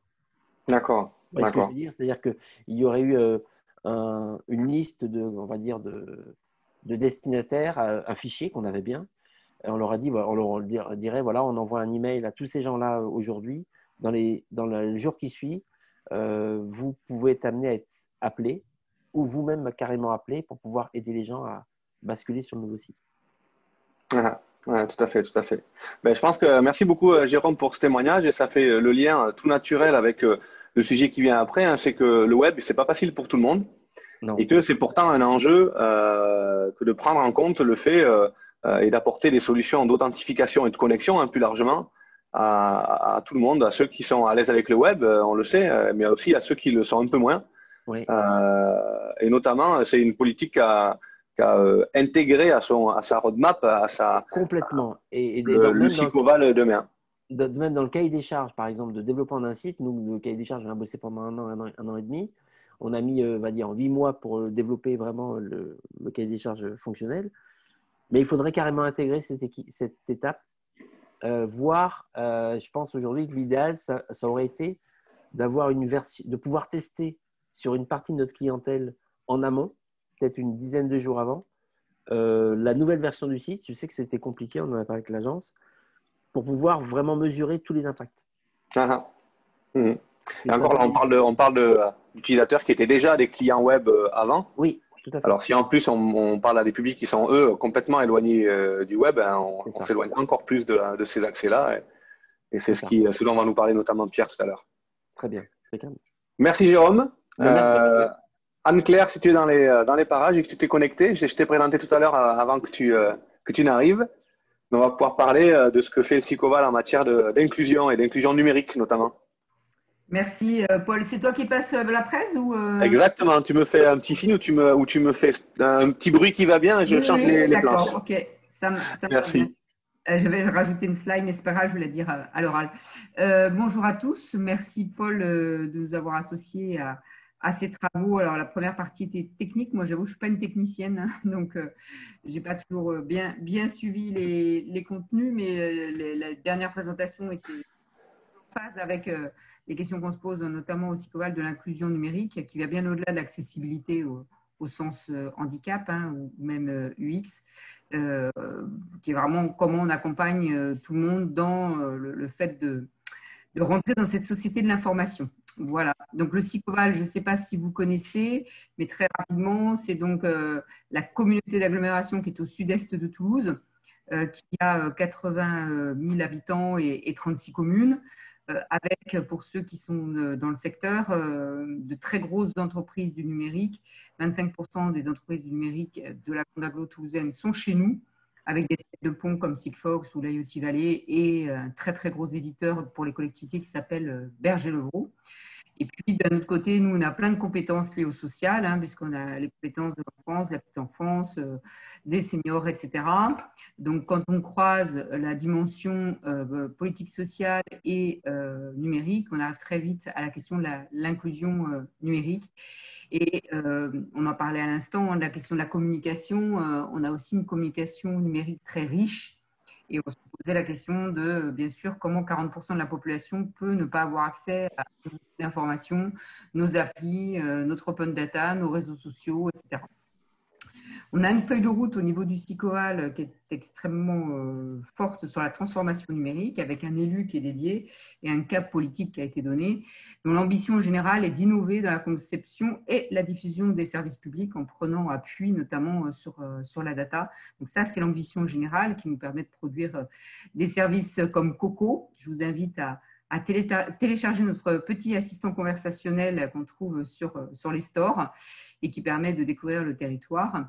Mais tout ça, ça ne peut se faire que si on accompagne de manière forte l'ensemble de la population, mais aussi les agents, les élus, les pros. Hein, on l'a vu avec les problématiques de e-commerce que vous souleviez à l'instant, mais les commerçants aussi, parfois, sont bien loin du numérique. Donc, on a mis une politique en place forte autour de la transition numérique. Et troisième point, Paul, tu en es là, le digne représentant. On essaye de conforter la filière numérique qui nous permet d'accélérer cette ambition de production de services et d'innovation. Tu peux passer la slide suivante. Alors, notre point de départ, ça a été la mise en place en collaboration avec l'État, en coopération avec l'État, d'une charte. On a signé une charte qui s'appelle Charte pour un numérique inclusif. Et je vois que Pierre est là aussi, Pierre Gasté, qui est à La Rochelle, et les Charentes-Maritimes aussi ont fait partie de ce dispositif territoire d'action numérique inclusif. Et dans le cadre de cette charte, on s'est engagé d'abord à bêta-tester et prototyper un certain nombre d'outils qui sont aujourd'hui en développement, en déploiement par l'État, hein, sur 2021 principalement. Et puis, on a mis en place un très gros diagnostic. Je vais vous montrer quelques briques de diagnostic qu'on a pu mettre en place. Et on commence à conduire nos premières actions depuis le début de l'année 2020, qui ont été quand même beaucoup impactées par la crise sanitaire, on s'en doute, dès lors qu'il s'agit de mettre des gens dans une même salle pour faire de la formation au numérique. Je peux passer la slide suivante. Alors, comment on a conduit notre diagnostic? C'est un petit éclairage sur la manière dont on a travaillé. On a travaillé à partir de statistiques qui ont été proposés dans le cadre d'un programme porté par le SGAR Occitanie, la préfecture de région, qui nous permet d'identifier sur notre territoire et par commune un certain nombre d'indicateurs en matière de compétences et d'accès au numérique à partir de bases statistiques. C'est un outil hyper pédagogique. Et je sais que La Rochelle, Pierre, la communauté d'agglo de La Rochelle aussi l'a testé et l'a mis en valeur. Et je pense que c'est un outil hyper intéressant pour pouvoir identifier les questions de fragilité numérique. Après, on a travaillé avec une autre start-up qui s'appelle Freya Games, qui est sur notre territoire aussi, et Willy Lafranc, qui nous ont développé un petit serious game, une borne sur laquelle on a développé un questionnaire qui a aussi fait l'objet d'une passation par la poste pour essayer d'identifier les personnes qui ne viennent pas naturellement dans nos lieux où il se passe un accompagnement numérique, donc ceux qu'on appelle j'ai perdu le nom, les invisibles, voilà, avec la poste, donc un porte-à-porte auprès des plus de 70 ans. Vous en parliez à l'instant là dans votre problématique liée à votre e-commerce, les plus de 70 ans et les ménages modestes. Et ce questionnaire, donc on l'a passé et sur la borne et auprès des facteurs et auprès des personnes via les facteurs. Et aujourd'hui, on a une base de données de 454 personnes nominatives qu'on peut adresser pour monter des actions spécifiques en leur écrivant, par exemple. On a mené aussi des entretiens auprès du secteur privé, public, etc., des enquêtes de terrain, des travaux auprès des élus, auprès des citoyens. Et puis, on a aussi interrogé ce qu'on appelle les aidants numériques, qui sont toutes les personnes qui sont agents d'accueil, qui sont dans des CCAS, qui sont dans des centres communaux d'action sociale, qui sont dans des centres sociaux, etc., et qui accompagnent les personnes pour faire leurs démarches numériques. Vous savez que tout est de plus en plus numérisé et on espère qu'on pourra intégrer Upside Down sur nos différents sites et portails pour accompagner ces publics en les aidant déjà par une authentification simplifiée. La slide suivante. Là, on voit, ça c'est hyper criant, hein, c'est là où il y a de l'offre aujourd'hui en matière d'accès au numérique, soit des postes, soit des accompagnateurs qui sont là. Donc, il n'y a pas grand-chose sur notre territoire. Donc, il y a un vrai enjeu de maillage territorial sur l'ensemble de ces 36 communes. Donc, cette carte a été vraiment pédagogique pour pouvoir déterminer un plan d'action et une stratégie. La slide suivante. Qu'est-ce qui est sorti de ce diagnostic? C'est qu'en fait, ça a été aussi signalé à travers vos diverses interventions. Hein, l'inclusion numérique, c'est un sujet crucial pour tous. Et aussi pour pouvoir, ne serait-ce que commercialiser vos produits, hein, pour ceux qui en vendent. Si on n'est pas à l'aise avec le e-commerce, on n'ira pas commander sur vos plateformes. Ça intéresse tout le monde. Le SICOVAL peut être un petit laboratoire avant qu'on développe à plus vaste échelle, et ça se passe avec la région ou avec le département, par exemple. On a des acteurs clés qui sont très importants, avec lesquels on va vraiment travailler de manière approfondie pour développer des actions. Et puis, en fait, on se rend compte qu'il y a plein d'initiatives, ça part un peu dans tous les sens, et que le rôle d'une interco comme la nôtre, une collectivité comme la nôtre, eh bien, c'est peut-être d'accompagner, de sensibiliser, de fédérer, de professionnaliser, de coordonner. Et on va essayer de s'y employer avec tous les acteurs qui sont présents sur le territoire. Et pour terminer, quelle est notre stratégie? On parlait à l'instant des personnes qui sont les plus éloignées. Hein. Aujourd'hui, on dit que 40% des Français sont en difficulté avec le numérique, représentant quand même 13 millions de Français, c'est pas rien. Et que parmi ces 40%, il y en a 7% qui ne pourront jamais faire eux-mêmes leur démarche, par exemple, ou accéder à un certain nombre de sites. Donc, ces personnes-là, il faudra toujours les assister. Et il y a des outils qui vont être déployés par l'État qui s'appellent Aide en Connect, qui sont là pour faire cette assistance et faire des démarches pour le compte d'eux. Après, il y a tout ce qui est formation, les ateliers, dont parlera sans doute Pierre, j'imagine, qui permettent de découvrir le numérique de façon un peu ludique, un peu sympa, à partir des usages quotidiens pour être plus à l'aise dans cette société numérique, pour les personnes qui sont 19% à être passées un peu dans les trous de la raquette, ou 14% qui, pour des raisons de peur, voilà, c'est trop compliqué, les formulaires, il faut que je mette mon login, mon mot de passe, j'y arrive pas, c'est pas pour moi.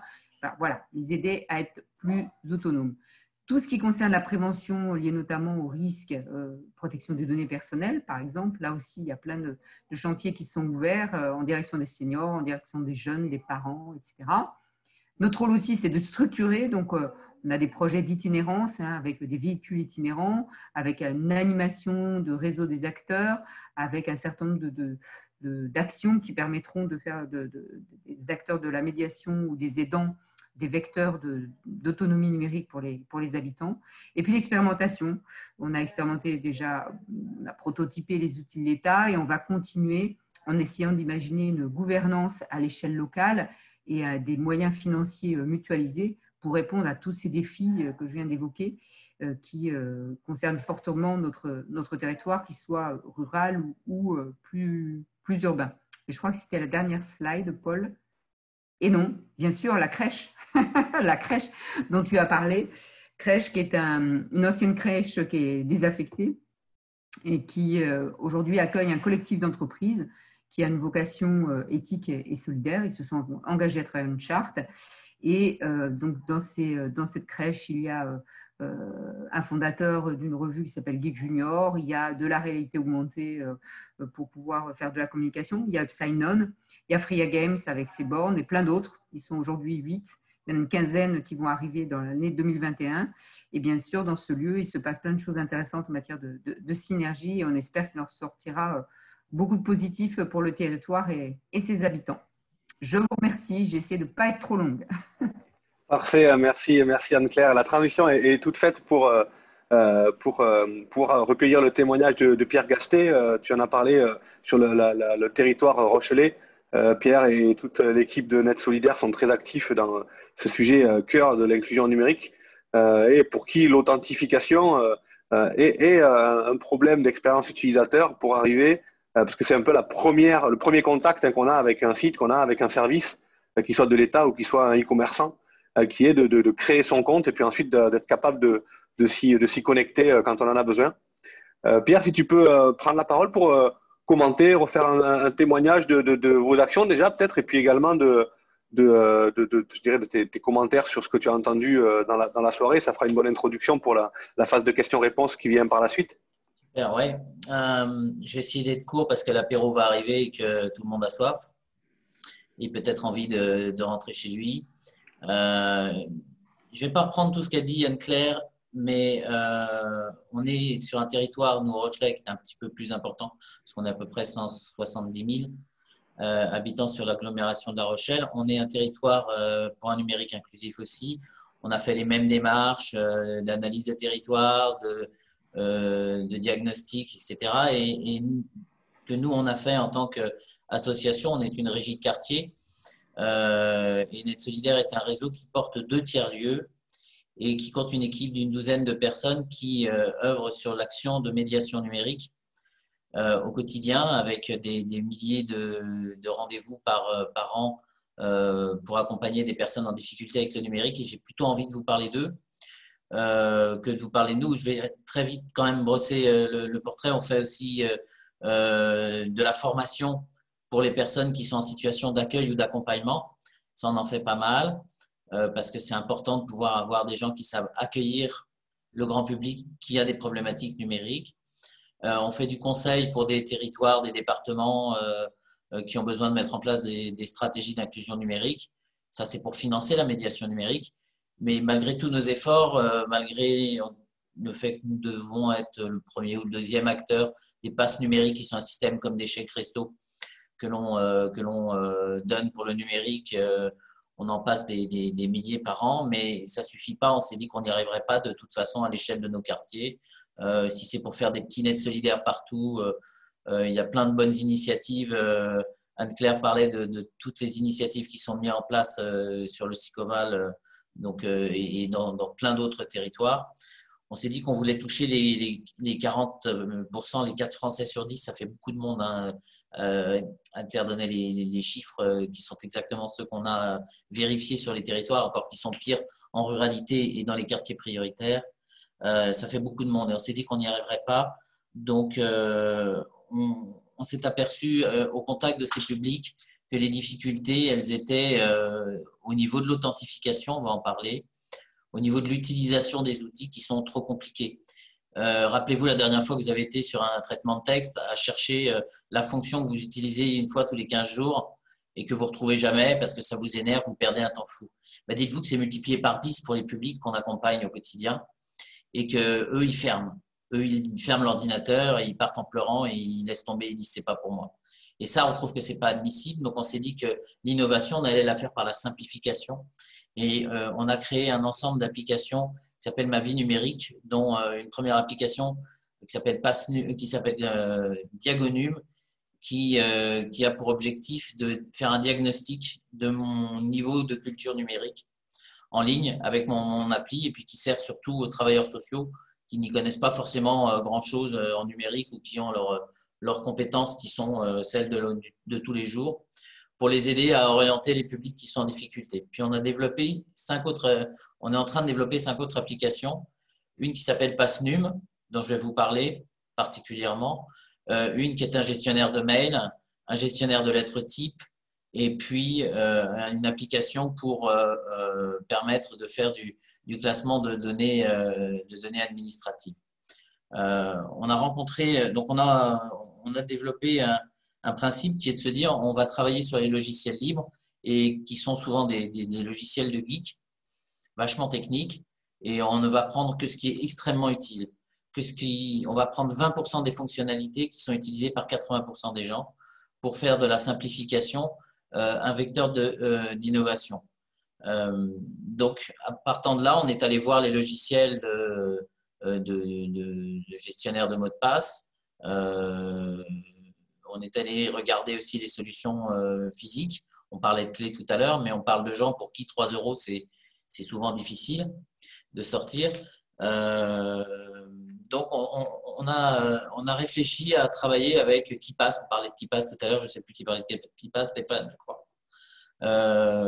Et puis, on a rencontré Paul et Guirec et on s'est dit qu'on était dans une logique qui était bien proche de ces publics qui ont toutes les peines du monde à se souvenir de mots de passe, qui vont généralement mettre des mots de passe extrêmement faciles à deviner en devination, qui sont toujours les mêmes, qui sont dans les top 100, même avec les techniques d'apprentissage et les méthodologies qu'on a pu développer de mots de passe. On avait vraiment besoin d'un outil. Donc, on est en train d'intégrer dans Passnum Upsign-On pour pouvoir avoir un parcours utilisateur le plus simple possible qui permette de se départir de cette notion d'authentification. C'est-à-dire qu'on ne veut pas, 95% des gens, par exemple dans les quartiers prioritaires, ont une relation au numérique qui est souvent synonyme de téléphone portable. Ils savent s'en servir généralement à 50%. 50% des gens savent s'en servir. Mais quand on les aide à installer une application, après, ils sont accros et ils commencent à faire toutes les bêtises du monde. Donc, on a vraiment besoin d'une solution forte d'authentification, simple, transparente. Je ne vais pas refaire la belle démonstration qu'a fait Paul, qui nous a convaincus. On est allé regarder un petit peu plus à fond. On commence à le tester, à tordre un peu la solution pour faire que dans Ma Vie Numérique, on ait un système de Passnum qui soit accessible au plus grand nombre, au plus faible, et bien évidemment gratuitement sur cette partie-là, parce que c'est fondamental de pouvoir s'authentifier pour commencer à s'émanciper. Voilà, je ne veux pas être plus long, je veux bien répondre à des questions, mais franchement, je vous invite à réfléchir comment on peut se passer de 40% de ses clients et donc à réfléchir à ces solutions simples. On ne peut pas se passer de 40% de ses clients. Même Google propose des financements, nous a proposé des financements pour nos publics. On s'est payé le luxe de refuser, indirectement bien évidemment. Et aujourd'hui, on est dégooglisé. On a nos solutions qui sont des solutions hébergées en France. On veut proposer des solutions au public en difficulté qui leur laissent toute la légitimité, toute la capacité à agir. Voilà, je m'arrête là, mais franchement, ce qui moi me fait lever le matin, c'est plus les grands projets, c'est vraiment les gens qu'on accompagne au quotidien. Super, merci Pierre, merci pour ce témoignage. Écoutez, on arrive à la fin de la partie témoignage et intervention. J'en profite pour remercier chaleureusement ceux qui se sont prêtés à l'exercice. Anne-Claire en tête, Pierre vient de terminer, Jérôme encore merci, Stéphane et Fabrice. Je vous invite à ouvrir vos micros, éventuellement vos vos caméras si vous le souhaitez. Et puis, à partager ensemble si vous avez des questions ou des commentaires, des expériences personnelles à partager. Ben, écoutez, c'est le moment de le faire pour encore quelques minutes avant qu'on clôture ce 5 à 7. Probablement un des derniers de l'année pour l'année 2020 pour la mêlée. Ben moi, je vais proposer une idée. Alors, je me place du côté toujours forcément du côté du client, de l'internaute. Ce qui est super intéressant, c'est quand quelquefois on arrive avec certains clients à faire comprendre que tout ce qu'on met en place en termes de sécurisation, c'est pour leur bien. Il ne faut pas que ce soit vécu comme un blocage.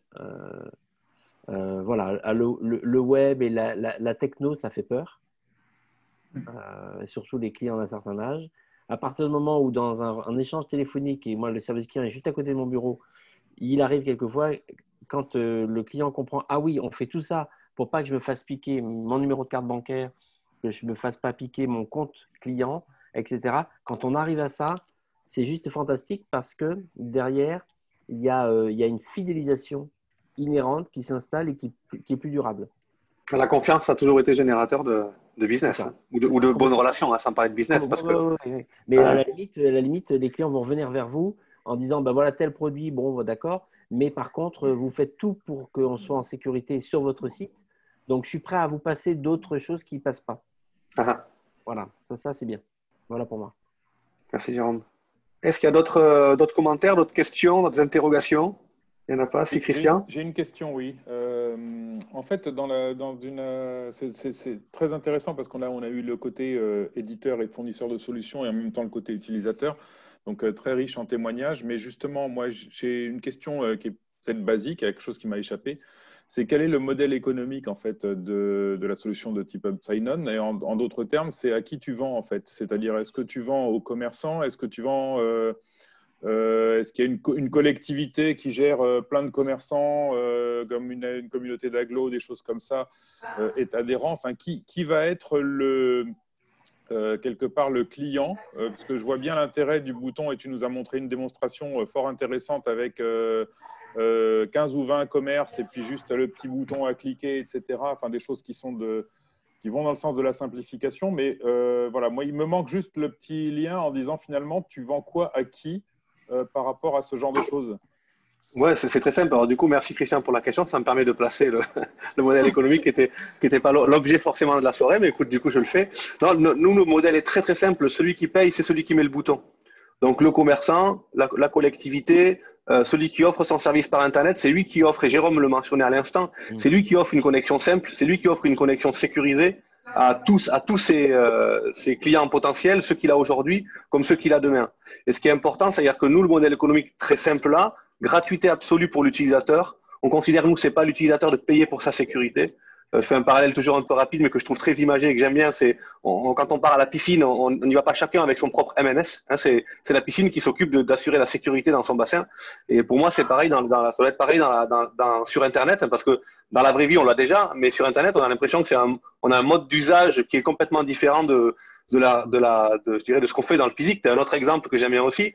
Imaginez, on va chez un commerçant. On achète quelque chose, on arrive à la caisse et le vendeur, il nous dit « Écoutez, ce que je vais faire, c'est que je vais faire une photocopie recto verso de votre carte bleue, mais vous inquiétez pas, je vais la stocker dans le petit coffre-fort qui est là, avec toutes les photocopies des cartes bleues de tout le monde, et comme ça, pour vous, la prochaine fois que vous viendrez, ça sera quand même beaucoup plus pratique. Hein » C'est ce qu'on fait sur Internet, on le fait sans aucun problème, on trouve qu'effectivement, c'est quand même hyper pratique, plutôt que de sortir cette carte bleue, recopier ce code impossible, etc., date de péremption, on se rate à chaque fois, donc bref, on n'arrive pas à faire ça.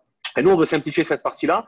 Et tous les avantages, ils sont, pour l'utilisateur, on le comprend très vite, mais surtout pour le commerçant ou pour la collectivité territoriale, et Anne-Claire en témoignera. L'idée, c'est quoi? C'est de s'adresser à tout le monde. C'est je clique, je suis connecté. J'ai plus de problème de frein à l'usage du web parce que juste le fait d'y accéder n'est plus un problème. Et l'autre élément, c'est les données de contact qui sont toujours à jour. Aujourd'hui, une base de données client, et Jérôme, je ne sais pas si vous avez une idée de la quantité, mais aujourd'hui, c'est de l'ordre de 40%. 40% de ma base de données de contact, elle n'est plus à jour. Donc, je ne peux pas faire du marketing dessus, je ne peux plus contacter les gens, je ne peux pas les joindre, etc. Et nous, ce qui se passe avec cette idée de gérer les données personnelles des gens, c'est que l'utilisateur lui-même, il est en capacité, lui, pas sign-on, pas quelqu'un d'autre, sans intermédiaire, lui tout seul, En fait, il a un outil qui lui simplifie la mise à jour de ses données de contact, les données de profil simple, hein. Pas les achats, pas ce qui est généré sur le site, mais uniquement ces données de contact, nom, prénom, adresse postale, adresse mail, numéro de téléphone, date de naissance à la rigueur. Et comme ça, quand il en change, alors date de naissance, on n'en change pas souvent, hein, je vous l'accorde, mais un numéro de téléphone, un email, quand on en change, on le change une seule fois dans son application et tous les sites que moi je maîtrise, utilisateurs, ils sont au courant de cette nouvelle adresse. Je n'ai pas à aller sur chacun des sites, d'ailleurs on ne le fait jamais. C'est bien pour ça que les données deviennent obsolètes, c'est qu'on ne passe pas tout un week-end à aller changer ses coordonnées sur tous les sites qu'on ne sait d'ailleurs même pas référencer. Donc le site, il y gagne, l'utilisateur, il y gagne, mais on trouve que c'est le site qui doit porter ces frais-là. Donc nous, notre modèle économique, aussi pour assurer je dirais, le côté indépendance de la solution, il est porté par ceux qui mettent le bouton. Ok, donc je suis un utilisateur lambda. Je vois le bouton Sign On sur une application d'un nouveau site commerçant, comme tu l'as montré tout à l'heure. Je clique dessus et je deviens un peu, en quelque sorte, utilisateur de cette solution-là. En fait, ouais, et après, je rajoute autant de sites qui vont venir automatiquement. C'est le premier qui coûte un peu, j'allais dire, parce qu'il faut renseigner quelques informations et je deviens adhérent. La première étape, elle est que les sites ils fassent le travail d'être compatibles avec la solution. Donc là, on est en train de démarrer tout ça. On en a vu un qui a déjà le bouton, il y en a d'autres qui arrivent. On parle de mettre le bouton sur le portail famille du SICOVAL. On travaille avec d'autres sites commerçants pour mettre en place cette techno-là, qui est le premier niveau, qui est de se rendre compatible avec la solution. Et ensuite, l'utilisateur, lui, s'il a déjà un compte sur le site, il connecte son espace personnel avec le profil sur le site et ça alimente automatiquement les infos. Nom, prénom, email, le numéro de téléphone, tout ça sont rapatriés. Et à partir de là, ça peut lui servir à créer des comptes. Il n'a plus besoin de les ressaisir. Tout ce qui est fait une fois n'est plus à refaire. C'est bon, je vois. Je cherchais en fait la façon de présenter simplement l'argument à un commerçant ou quelqu'un que j'aurais en face de moi avec ce type de solution, quoi, éventuellement. Ouais, tout à fait. Je t'en prie. Ouais, Paul, moi je trouve que ce qu'a développé Pierre là, en termes d'usage d'Upsign-On sur la inclusion est hyper intéressant et que ça mériterait d'être partagé dès lors que ce sera un peu plus consolidé parce que c'est une manière vraiment, ouais, je trouve innovante aussi de porter cette question-là dans ce champ du social. Hein. Voilà, donc je pense que ça serait hyper intéressant de valoriser un peu plus quand ce sera un peu plus consolidé. Le porter sur ce champ-là spécifiquement, de l'AI inclusion et des acteurs de l'AI inclusion. On le fera, on n'y manquera pas. Merci. Ouais. D'autres questions, de commentaires? Peut-être Stéphane je ne sais pas si Fabrice est là. Oui, Fabrice est là encore. Sur le chat, rien. Écoute, ouais. de mon côté, rien de particulier. qu'on arrive. Toute la seconde partie était assez intéressante parce que forcément, moi, je ne connais pas forcément. J'ai plus ce côté technique. Hein. Ouais, bah, c'est tout l'intérêt d'avoir des différents intervenants qui viennent vraiment de milieux différents. Ouais. Super. En tout cas, merci à tous d'avoir joué le jeu. Merci à tous d'avoir passé le temps dans ce moment à 5 à 7 à renouveler. Tenez-vous au courant des 5 à 7 qui se passent pour la mêlée parce qu'il y en a, comme je disais, pas toutes les semaines, mais quasiment, sur des sujets très variés. S'il n'y a pas d'autres questions, mais je vous propose qu'on clôture, qu'on en reste là. Je vais vous souhaiter une excellente soirée. C'est effectivement bientôt l'heure de l'apéro. Merci beaucoup. Puis, le 5 à 7 a été enregistré, comme tous.